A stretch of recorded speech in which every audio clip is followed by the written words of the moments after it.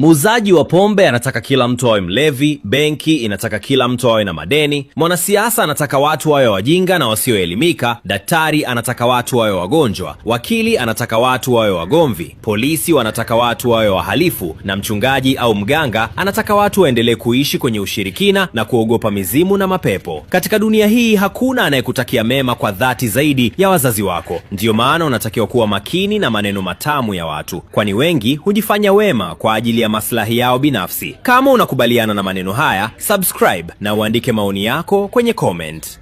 Muuzaji wa pombe anataka kila mtu awe mlevi, benki inataka kila mtu awe na madeni, mwanasiasa anataka watu wawe wajinga na wasioelimika, daktari anataka watu wawe wagonjwa, wakili anataka watu wawe wagomvi, polisi wanataka watu wawe wahalifu, na mchungaji au mganga anataka watu waendelee kuishi kwenye ushirikina na kuogopa mizimu na mapepo. Katika dunia hii hakuna anayekutakia mema kwa dhati zaidi ya wazazi wako. Ndiyo maana unatakiwa kuwa makini na maneno matamu ya watu, kwani wengi hujifanya wema kwa Muuzaji wa pombe anataka kila mtu awe mlevi, benki inataka kila mtu awe na madeni, mwanasiasa anataka watu wawe wajinga na wasioelimika, daktari anataka watu wawe wagonjwa, wakili anataka watu wawe wagomvi, polisi wanataka watu wawe wahalifu, na mchungaji au mganga anataka watu waendelee kuishi kwenye ushirikina na kuogopa mizimu na mapepo. Katika dunia hii hakuna anayekutakia mema kwa dhati zaidi ya wazazi wako. Ndiyo maana unatakiwa kuwa makini na maneno matamu ya watu, kwani wengi hujifanya wema kwa ajili ya maslahi yao binafsi. Kama unakubaliana na maneno haya, subscribe na uandike maoni yako kwenye comment.